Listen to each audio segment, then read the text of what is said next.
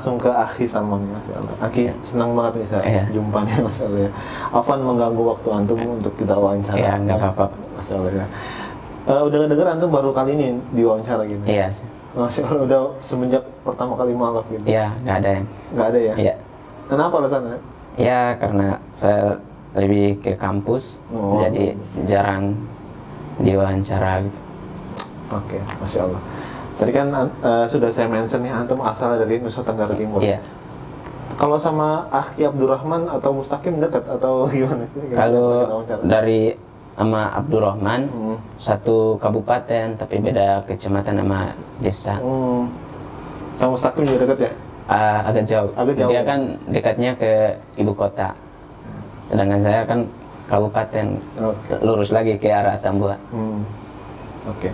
Ini kan Salman nama asli atau ada perubahan antum sebelumnya? Oh, kalau nama asli Mardones Boimau. Ada Marga itu? Oh iya. Kalau Boimaunya itu Marga. Asal antum dari apa? Berapa bersaudara dari keluarga? 5 saudara. Kalau 5 saudara, yang udah 2 yang udah masuk Islam sama kakak. Oh, Masya Allah. Duluan beliau apa duluan antum? Duluan kakak, karena kakak dia tinggal sama paman masih kecil, sekitar 5 tahun. Jadi dia udah di Jakarta. Jadi kalau saya jalan sama kakak sendiri aja orang bilang bukan kakak kandung saya, karena dia udah putih. Udah logatnya juga logat Jakarta banget. Masya Allah. Berarti dari 2 tadi dia duluan yang mulai kakak antum ya. Berarti di rumah ada 7 orang, sama bapak sama ibu. Kalau ibu udah meninggal. Tinggal ayah sama nenek sama adik 3 orang, 5. Masih sekarang masih di NTT? Iya, masih di NTT. Insya Allah. Oke, Aki, Afwan, antum kan tadi mualaf ya? Iya. Setelah 5 tahun yang lalu, mohon maaf, mungkin agama antum sebelumnya apa? Kristen Protestan. Biasanya. Bisa dibilang antum tuh ngikutin kegiatan-kegiatan yang dilakukan pada saat antum beragama Kristen nggak pada saat itu? Ya, paling hari Minggu baru gereja gitu. Terus kadang juga gereja juga ya jarang-jarang lah. Kita nikung di tahun baru rajin gereja gitu. Acara gereja baru datang. Artinya mungkin nggak terlalu bagaimana ya? Iya. Bisa dibilang ya biasa aja gitu. Dan kita juga apa ya, kayak lucu gitu. Kita anggap udah diselamatin sama Yesus kan, jadi kita makin ini nggak mau ibadah aja, malas-malasan gitu. Makanya disitulah di Kristen kesalahan kita di situ, karena salah persepsi sih kalau menurut saya. Tapi ya kedepannya itu yang buat kayak persepsinya itu udah salah, kayak menutuhankan manusia gitu. Makanya di situ kalau bicara ketuhanan itu salah di situ. Nabi Isa aja dia sendiri bilang dia bukan Tuhan, tapi kan masih aja yang bilang dia itu Tuhan. Kesalahan kita manusia di situ. Kesalahan mempersepsi. Ya, salah persepsi seperti itu ya. Taib. Nah, maka yang paling benar adalah Islam. Nah, Akhi, perjalanan antum nih dari antum sebelum syahadat gitu sampai ke akhir antum syahadat. Bagaimana antum punya mungkin pemikiran apa tentang Islam sebelum antum syahadat gitu? Adakah mungkin keraguan sebelumnya seperti itu? Silakan, Akhi. Oh, kalau sebelum saya masuk Islam memang saya juga agak benci sama Islam. Karena pas nonton film teroris itu kan orang berjenggot, pakai jubah gitu kan. Jadi ya pikiran kita itu ya ke agama Islam itu agama teroris. Sampai saya pernah juga ya teman-teman saya yang Islam, saya jahilin. Pas acara kegiatan di sekolah, ya saya jahil, saya lihat makanan mereka kan, mereka masak sendiri. Pas guru yang Islam nggak ada orang sama sekali. Saya pernah taruh daging babi ke campuran mereka gitu. Saya juga ya untung saya nggak ada yang tahu gitu. Cuma ya pas saya mau ngomong juga kayak langsung ada yang nahan gitu, jadi saya nggak ngomong ke anak-anak, jadi nggak ada yang kasih tahu. Pas saya masuk Islam baru sadar. Saya telepon kayak ngomong sama teman-teman yang pernah saya sekelas sama mereka yang orang Islam, saya bilang pernah saya jahilin kalian, cuma ya saya nggak pernah ngomong, baru saya mau minta maaf sekarang. Dia bilang ya udah, yang dia bilang sendiri ya udah lama kok, ngapain mikirin lagi, kita udah maafin, kita juga nggak tahu kok, kita nggak berdosa, lu juga nggak berdosa, kata teman-teman gitu. Pas saya juga awalnya nggak mau sekolah, nggak mau masuk Islam. Tamat SMA itu guru saya, kepala sekolah saya itu masih keluarga, ngajak kelas suruh sekolah pendeta. Sampai saya sekolah pendeta, akhirnya saya mimpi itu suruh ke Baitul Allah kalau di Kristen. Cuma kan saya sampai Baitul Allah disuruh sebut 2 kalimat. Di situ yang buat saya bingung, kok 2 kalimat gitu. Saya nanya ke pendeta ya jawabnya nggak usah percaya sama omongan, kalau mimpi itu kan hanya obat tidur. Terus saya tanya, kok ganjal terus di hati gitu, pengen tahu 2 kalimat itu apa gitu. Terus saya tanya ke ustadz gitu, dia bilang ya memang di agama Islam itu kalau mau masuk ke agama Islam, kalau dari agama lain ya sebut 2 kalimat syahadat. Saya nggak percaya sama dia juga kan. Akhirnya kakak saya juga balik, senanya ke kakak sendiri. Kakak sendiri, iya, kakak sendiri ya dia bilang, ya saya percaya kalau mungkin itu jalan buat lu ngikutin saya masuk Islam. Cuma saya nggak mau paksa kamu.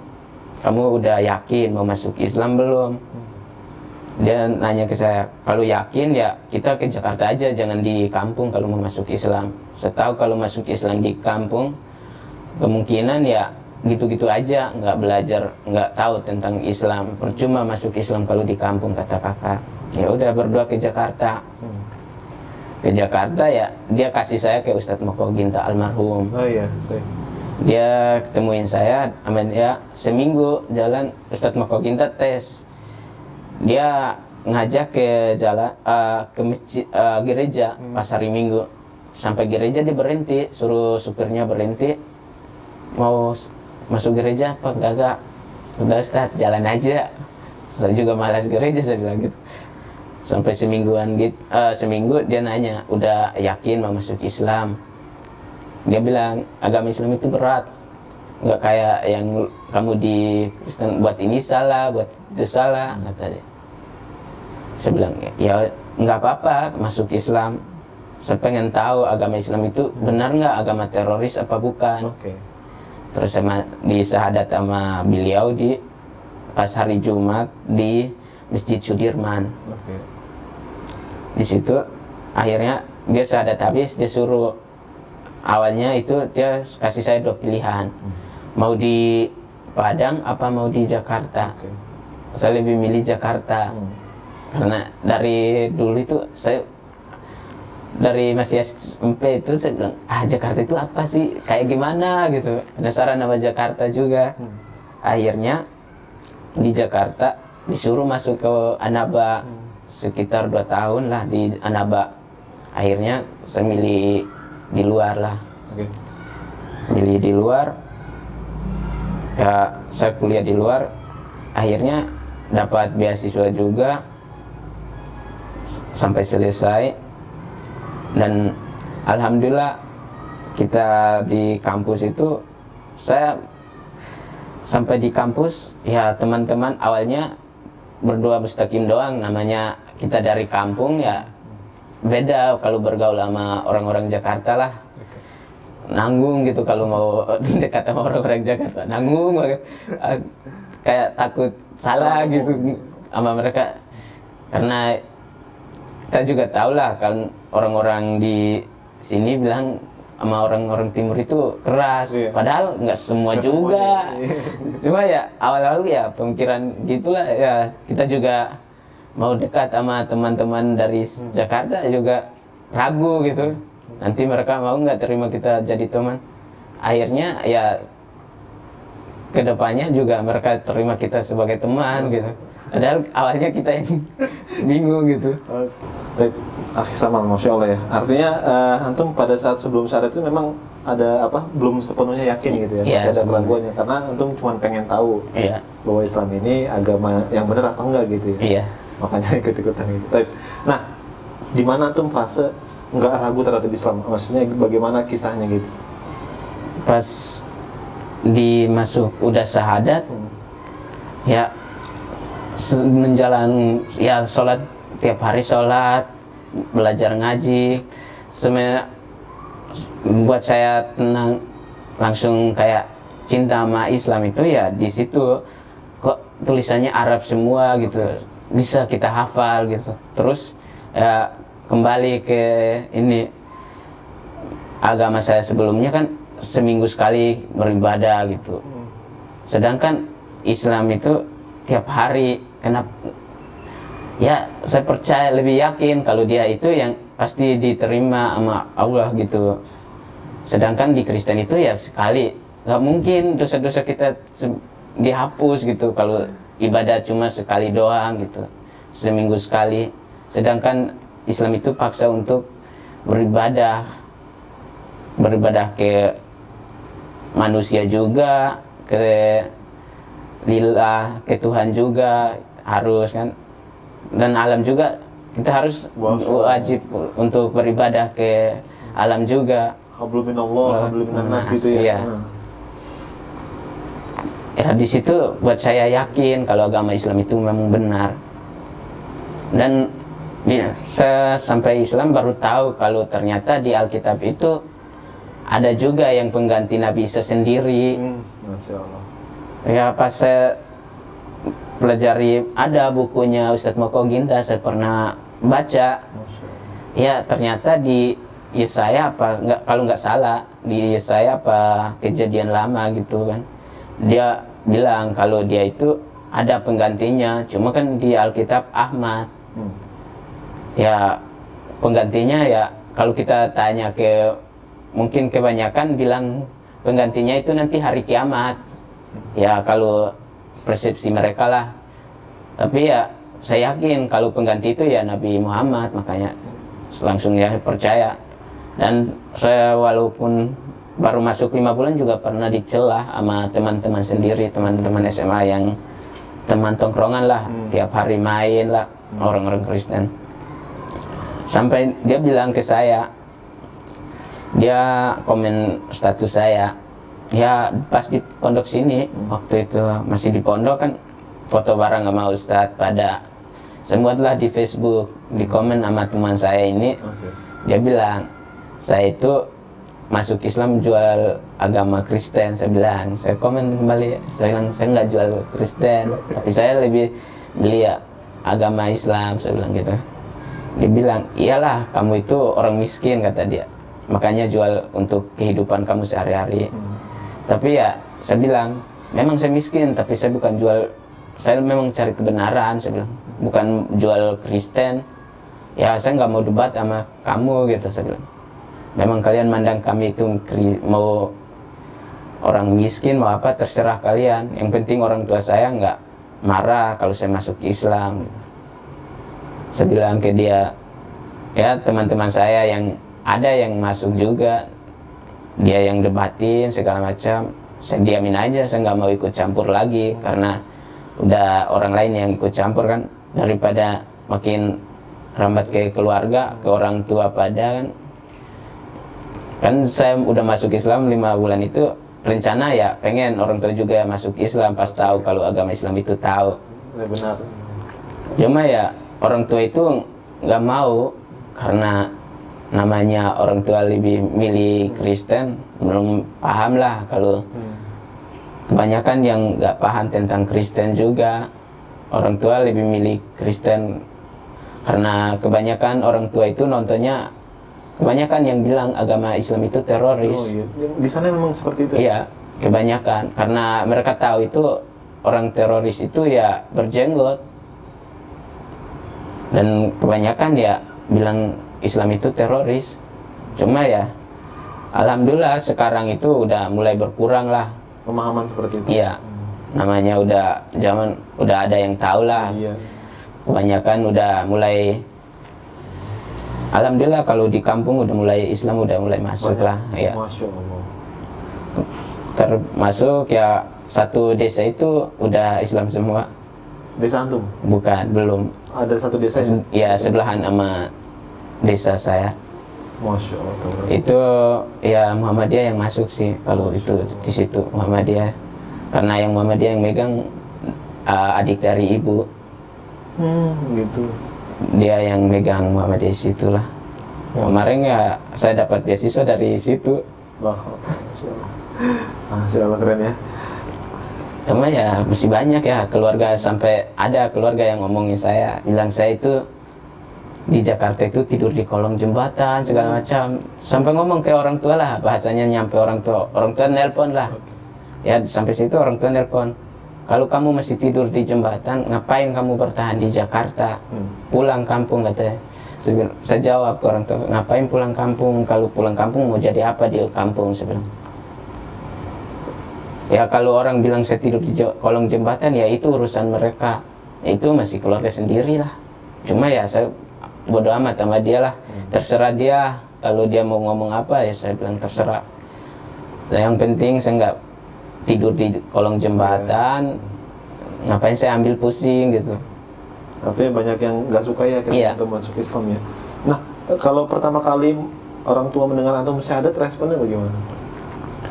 Ya kemungkinan kalau dari kakak kan mereka mau marah juga, nggak bisa karena kakak ada kakak kan, jadi mereka nggak bisa marah. Cuma ya kemungkinan mereka juga marah, sampai ya setahun itu nggak mau kontak sama saya.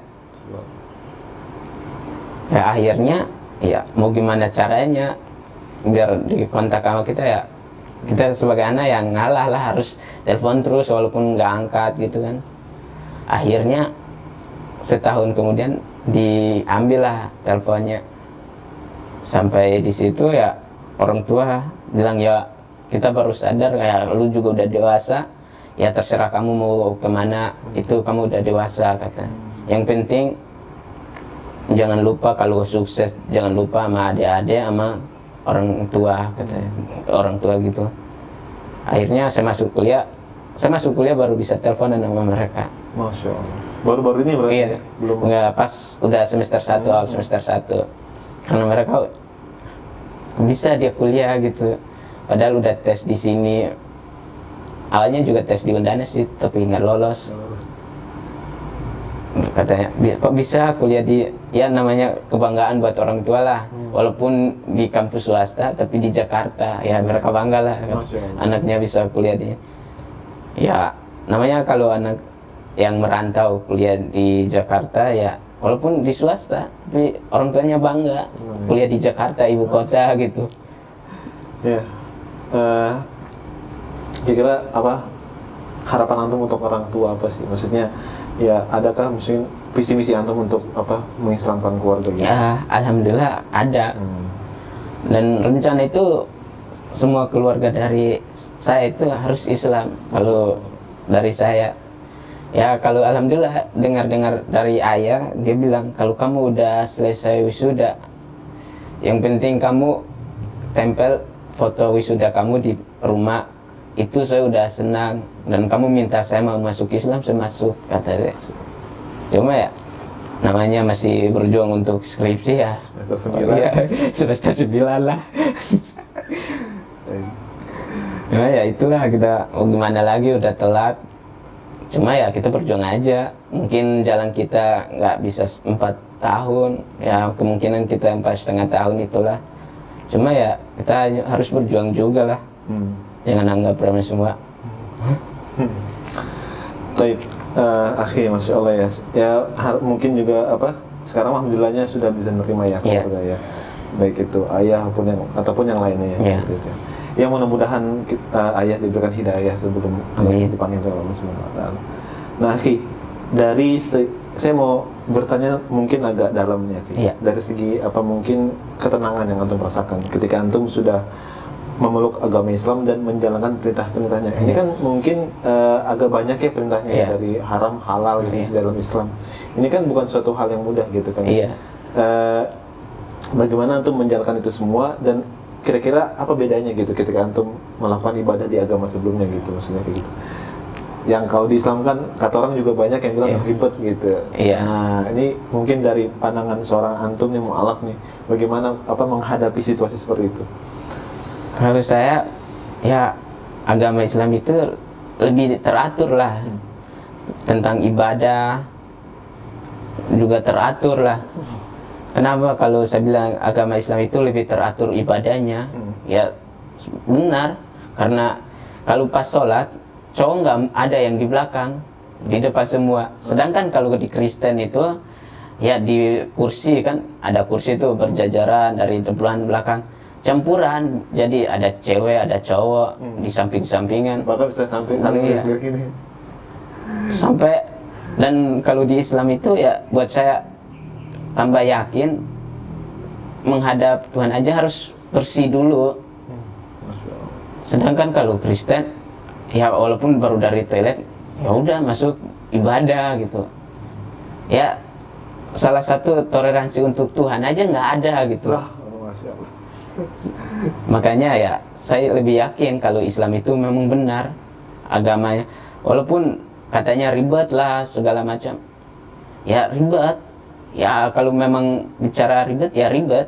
Sedangkan kita kalau berbicara tentang kepemimpinan aja lah gitu, kayak ke orang pemerintah aja, susah kan masuk ke dalam, harus lapor ke ini Ya, itu juga ribet ya. Ya ribet. Itu sama manusia aja gitu. Sedangkan Tuhan masa maunya yang instan-instan gitu. Aja gitu. Iya.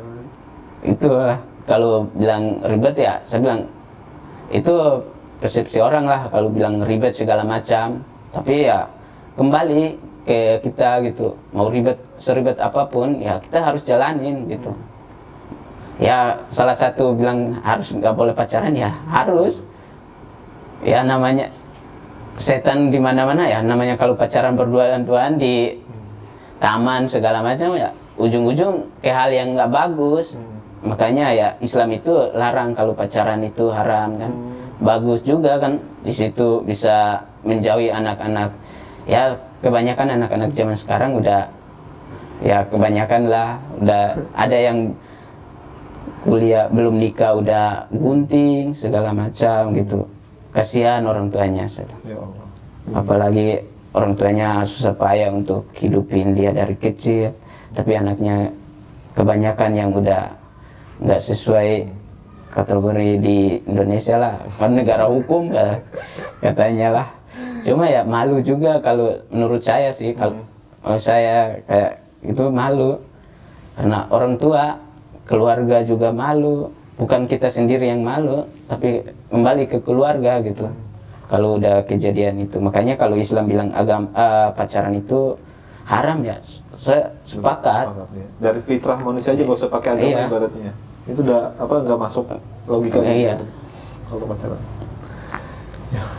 Masya Allah ya, ini analoginya sangat luar biasa nih, Masya Allah nih. Ya kalau kita mau masuk ke pemerintahan ataupun ketemu orang besar aja kita harus ribet ya, si data segala macam. Itu kita lakuin itu gitu loh. Masa ibadah doa gitu masih bilang ribet gitu. Iya, aneh aja kalau aneh aja gitu ya. Dan ini mungkin pencerahan juga untuk sahabat kita atau saudara kita yang belum memeluk Islam akhirnya. Supaya mereka itu nggak salah persepsi terhadap Islam gitu. Ya Islam itu ribet karena ada ganjarannya kan gitu ya. Di setiap keribetannya itu ya dibayar gitu maksudnya. Dibayar oleh pahala yang gitu. Masya Allah ya. Nah, akhi, mungkin juga antum bisa nggak menjelaskan kepada saudara-saudara kita yang belum memeluk Islam nih. Mereka ini mungkin terhalang selain dari frame teroris, akhi. Itu juga mereka terhalang dari mungkin ya, ini pandangan saya, mereka juga nggak melihat gitu, maksudnya siapa sih Tuhannya Islam kayak gitu. Bahkan ada beberapa dari mereka yang belum memeluk Islam, mereka menganggap bahwa Nabi Muhammad itu adalah Tuhan kayak gitu, karena mereka nggak ngeliat secara ini gitu. Nah mungkin dari pengalaman antum nih, bisa nggak antum menjelaskan kepada teman-teman kita yang belum memeluk Islam gitu, bahwa Tuhan Islam tuh benar-benar ada loh gitu. Oh iya, kalau saya ya, kalau orang bertanya kalau emang Tuhan Islam itu ada, saya bilang ada. Dan ada, tapi kan kita nggak bisa lihat. Kalau bicara tentang logika, ya ada. Coba kalau saya nanya ke orang teman-teman yang bilang Tuhan itu, kalau Tuhan Islam itu nggak kelihatan gitu.